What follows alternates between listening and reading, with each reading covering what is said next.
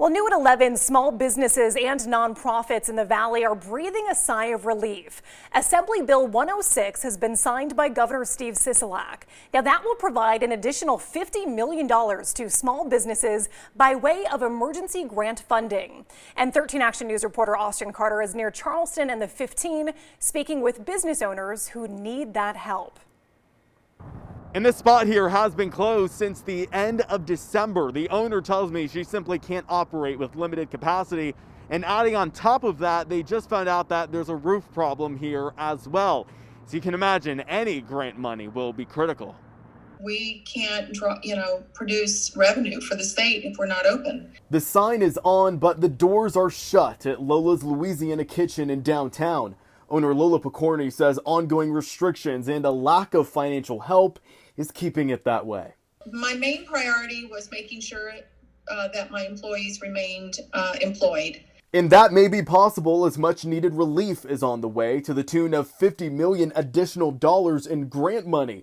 Governor Sisolak signing a record-breaking bill Friday regarding the largest small businesses assistance program in the state's history.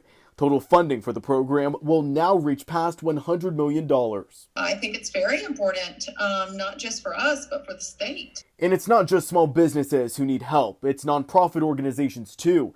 Wendy Scheigart with Project Maryland says donations for feminine hygiene supplies are few and far between, despite their demand increasing. People are losing their jobs. They're not donating money to nonprofits. They're more obviously concerned turning inward to their own families. The additional funding is through the Pandemic Emergency Technical Support Grants Program, also known as PETS.